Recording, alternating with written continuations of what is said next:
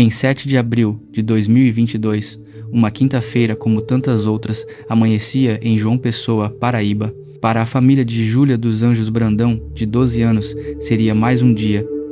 Júlia, uma menina cheia de vida, estava em casa, como de costume. Ninguém imaginava que aquela manhã seria a última vez que a veriam. O que começou como um dia normal se transformaria em um pesadelo que se estenderia por dias, semanas, meses. Júlia simplesmente desapareceu, sem deixar rastros, sem uma explicação. A busca por ela se tornaria uma corrida contra o tempo, um esforço desesperado para encontrar uma menina que parecia ter sumido no ar. Esta é a história do desaparecimento de Júlia dos Anjos Brandão, um caso que mobilizou uma cidade e trouxe à tona a dor e a incerteza de uma família que só queria uma resposta. Um crime que abalou a Paraíba e levantou questões sobre a segurança e a confiança dentro de casa. Júlia dos Anjos Brandão tinha 12 anos. Ela morava em João Pessoa, na Paraíba, e era uma menina cheia de planos e sonhos como qualquer criança de sua idade. Sua rotina era parecida com a de muitos: escola, brincadeiras, tempo com a família. Júlia era conhecida por ser responsável e sempre avisar seus pais sobre onde estava indo. Ela vivia com sua mãe e seu padrasto, Francisco Lopes de Albuquerque, além de outros membros da família. Era um lar como tantos outros, com suas dinâmicas e seu dia a dia. No dia 7 de abril de 2022, uma quinta-feira, Júlia estava em casa. A manhã seguia seu ritmo normal. Mas, em algum momento daquele dia, Júlia desapareceu. Ninguém viu Júlia sair de casa, ninguém soube para onde ela foi. Ela simplesmente não estava mais lá. A família, ao perceber a ausência de Júlia, começou a procurá-la. Inicialmente, a preocupação era leve. Talvez ela estivesse na casa de uma amiga, brincando na vizinhança, ou tivesse ido à padaria. Tentativas de contato foram feitas. Vizinhos foram questionados, mas nenhuma resposta. Conforme as horas passavam, a leve preocupação se transformou em uma angústia crescente. O sol começou a se pôr, e Júlia não retornava. As ligações para amigos e familiares não trouxeram nenhuma pista. O silêncio era a única resposta. A família sabia que algo estava errado. Júlia não era de sumir sem avisar. Ela era uma menina que respeitava as regras de casa e que se comunicava com seus pais. O desaparecimento de Júlia não era apenas uma ausência, mas um mistério que precisava ser resolvido com urgência. A cada minuto que passava, a esperança de encontrá-la brincando diminuía e o medo de algo pior aumentava. A família, sem saber mais o que fazer e com o coração apertado, decidiu procurar a polícia. O tempo era crucial, e cada segundo perdido poderia significar a diferença entre encontrar Júlia e aprofundar o mistério. O desaparecimento de Júlia dos Anjos Brandão não era apenas um caso de uma menina que sumiu, mas um evento que mobilizaria uma cidade inteira em busca de respostas e que revelaria uma verdade dolorosa. A ausência de Júlia da escola no dia seguinte também acendeu um alerta, pois a menina era assídua e não faltava sem justificativa. A comunidade escolar, ao notar a falta de Júlia, também se juntou aos esforços iniciais de busca, espalhando a notícia e a preocupação. A mãe de Júlia, em particular, relatou que a filha era muito apegada à família e que um afastamento voluntário era completamente fora de seu comportamento habitual, o que intensificou o sentimento de que algo grave havia acontecido. Os primeiros momentos após o desaparecimento são sempre os mais críticos, e a família, apesar do choque, agiu rapidamente para alertar as autoridades, compreendendo a urgência da situação. A rotina da casa, que antes era de tranquilidade, foi quebrada por uma tensão crescente, onde cada barulho e cada sombra pareciam esconder uma resposta. A incerteza era um fardo pesado, e a cada hora que passava, a realidade de que Júlia estava em perigo se tornava mais evidente para todos os que a amavam. A casa, antes cheia de vida, agora era um lugar de espera e angústia, onde o silêncio de Júlia ecoava mais alto do que qualquer som. O padrasto, Francisco Lopes de Albuquerque, estava presente na casa durante o período do desaparecimento. Seus primeiros relatos à família e à polícia seriam cruciais para a investigação, mas também levantariam as primeiras dúvidas sobre a sequência exata dos fatos. A forma como ele descreveu os eventos daquela manhã seria analisada em detalhes pelos investigadores nos dias seguintes.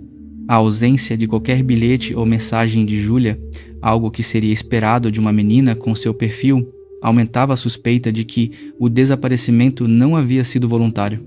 A família e a polícia começaram a traçar um perfil dos últimos contatos de Júlia, verificando mensagens em redes sociais e ligações telefônicas, buscando qualquer indício de com quem ela poderia ter se encontrado ou para onde poderia ter ido. A esperança de que Júlia estivesse apenas escondida ou com amigos em segredo, embora pequena, era o que mantinha a família em pé naquelas primeiras horas de desespero. Ao perceber que Júlia não voltaria por conta própria, a família procurou a polícia. O desaparecimento de uma criança é sempre um caso de alta prioridade, e as autoridades de João Pessoa agiram rapidamente. O primeiro passo foi registrar o boletim de ocorrência. A partir daí, a máquina da investigação começou a se mover com força.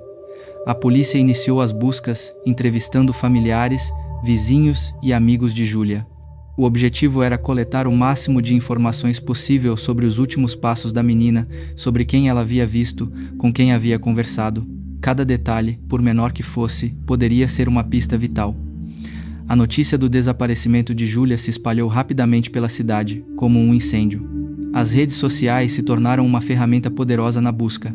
A foto de Júlia foi compartilhada milhares de vezes, com apelos para que qualquer pessoa com informações entrasse em contato. A comunidade se mobilizou de forma impressionante. Voluntários se juntaram à família e à polícia nas buscas, vasculhando áreas próximas à casa de Júlia, distribuindo cartazes com sua foto e informações, conversando com moradores. A solidariedade era grande e a esperança de encontrar Júlia viva movia a todos. A polícia, por sua vez, não descartava nenhuma hipótese.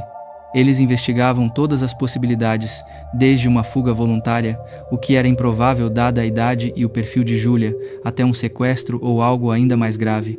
As câmeras de segurança da região foram analisadas com atenção, em busca de imagens que pudessem mostrar Júlia ou alguém que a tivesse levado. Os telefones da família foram verificados e as últimas chamadas e mensagens de Júlia foram analisadas em busca de qualquer indício. A investigação era complexa, exigindo paciência e dedicação de todos os envolvidos. O tempo passava e a angústia da família aumentava a cada dia que Júlia não era encontrada. O desaparecimento de Júlia dos Anjos Brandão não era apenas um caso policial, mas um drama humano que tocava a todos que acompanhavam a história. A polícia também começou a investigar o círculo mais próximo de Júlia, incluindo amigos, parentes e, inevitavelmente, os membros da própria família. A complexidade de um desaparecimento infantil exige uma abordagem multifacetada, e a equipe de investigação estava determinada a seguir cada fio solto. As buscas se estendiam para áreas mais distantes da casa de Júlia, incluindo matagais, terrenos baldios e rios. A mãe de Júlia, em especial, vivia um tormento, dividida entre a esperança e o medo do pior. Foi nesse cenário de incerteza e desespero que uma figura começou a ganhar destaque, mas não da forma esperada: Francisco Lopes de Albuquerque, o padrasto de Júlia. Inicialmente, Francisco se apresentava como um pai preocupado, participando ativamente das buscas e dando entrevistas à imprensa, clamando por ajuda para encontrar sua enteada. Ele parecia ser um pilar de apoio para a mãe de Júlia, demonstrando publicamente sua angústia e colaboração com as autoridades. No entanto, o comportamento de Francisco começou a levantar sérias suspeitas entre os investigadores. Suas declarações eram inconsistentes e ele parecia nervoso demais, com respostas que não se encaixavam perfeitamente nos fatos apurados pela polícia. Pequenas contradições em seus depoimentos, que a princípio poderiam ser atribuídas ao estresse da situação, começaram a se acumular. A polícia, experiente em casos de desaparecimento, percebeu que algo estava errado. A intuição policial, aliada a pequenas falhas nos relatos de Francisco, o colocou no centro das atenções. Os investigadores decidiram focar nele. Eles o interrogaram novamente, desta vez com mais intensidade e uma abordagem mais direta. A pressão sobre Francisco aumentava a cada pergunta, a cada contradição apontada. A equipe de investigação trabalhou incansavelmente, cruzando informações, verificando álibis e analisando cada detalhe do comportamento de Francisco. Foi durante esses interrogatórios exaustivos e confrontos com as evidências que a verdade, fria e cruel, começou a vir à tona. Francisco Lopes de Albuquerque confessou o crime. Ele admitiu ter matado Júlia. A confissão chocou a todos. O padrasto, que se mostrava tão preocupado e solidário, era o responsável pelo desaparecimento e morte da menina. A notícia da confissão se espalhou rapidamente, trazendo um misto de alívio por finalmente saber o que aconteceu com Júlia e uma profunda revolta por descobrir que o assassino era alguém tão próximo e de dentro da própria família. A traição da confiança era um golpe ainda mais duro para a mãe de Júlia, que via seu mundo desabar. Francisco Lopes de Albuquerque apontou o local onde havia escondido o corpo de Júlia, um poço de 18 metros de profundidade, em uma área isolada, nos fundos de um terreno baldio. A descoberta do corpo de Júlia trouxe um fim trágico para a busca, mas também um início para a justiça. O desaparecimento de Júlia dos Anjos Brandão não era mais um mistério, mas um crime que precisava ser julgado e punido. A revelação da autoria do crime por parte do padrasto gerou uma onda de indignação e tristeza em toda a Paraíba, transformando o caso em um símbolo da violência doméstica e da quebra de confiança familiar. A polícia detalhou como a confissão de Francisco foi obtida após horas de interrogatório, onde ele inicialmente tentou manter a farsa, mas acabou cedendo diante das evidências e da pressão psicológica dos investigadores. A frieza com que Francisco planejou e executou o crime e a forma como tentou esconder o corpo revelaram uma personalidade calculista e perversa que contrastava com a imagem de pai de família que ele tentava projetar publicamente. A complexidade da mente de Francisco e a forma como ele conseguiu manter a farsa por dias, participando ativamente das buscas, foram pontos que chocaram a todos e que seriam amplamente discutidos durante o processo judicial. A confissão de Francisco Lopes de Albuquerque levou a polícia a um poço de 18 metros de profundidade. Era um lugar isolado, longe dos olhos curiosos, um local escolhido para esconder a verdade e os vestígios de um crime terrível. Ali, dentro daquele poço escuro e profundo, estava o corpo de Júlia dos Anjos Brandão. A cena da recuperação do corpo foi dolorosa e comovente para todos os presentes. Equipes de bombeiros e resgate trabalharam por horas, com todo o cuidado e profissionalismo, para retirar Júlia do poço. A operação foi delicada e exigiu muita técnica e planejamento, dada a profundidade do poço e a necessidade de preservar evidências. A autópsia confirmou a causa da morte e os detalhes do crime. Os resultados foram perturbadores e chocantes para a equipe de investigação e para a sociedade. Os detalhes do crime, revelados pela confissão de Francisco e pelos exames periciais, eram cruéis. Ele admitiu ter abusado sexualmente da menina antes de matá-la e, em seguida, esconder o corpo no poço, numa tentativa de apagar seus rastros e evitar a descoberta de seu ato hediondo. A motivação exata para o crime era complexa, mas envolvia a relação de Francisco com Júlia e a tentativa de silenciá-la após o abuso, para que o crime não fosse descoberto. A comunidade, ao tomar conhecimento de todos esses detalhes, sentiu uma mistura de tristeza profunda e raiva, clamando por uma punição exemplar para o agressor. O processo judicial foi conduzido com base nas provas coletadas pela polícia, nos laudos periciais e no depoimento do próprio agressor. A promotoria apresentou as evidências do crime, incluindo a confissão de Francisco e os resultados detalhados da autópsia, que confirmavam a brutalidade do ato e a causa da morte.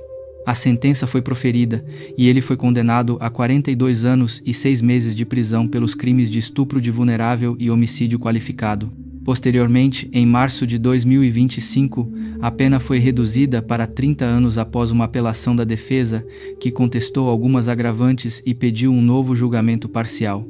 A sentença, apesar de não apagar a dor da perda, representou um passo importante na busca por justiça para Júlia e para a família, que viu o agressor ser responsabilizado por seus atos. O desaparecimento e a morte de Júlia dos Anjos Brandão deixaram uma marca profunda em João Pessoa e em todo o Brasil. A história de uma menina de 12 anos que foi vítima de um crime tão cruel chocou a todos e levantou importantes discussões sobre a segurança de crianças e adolescentes dentro e fora de casa. Obrigado por ter assistido o vídeo até aqui, te vejo na próxima.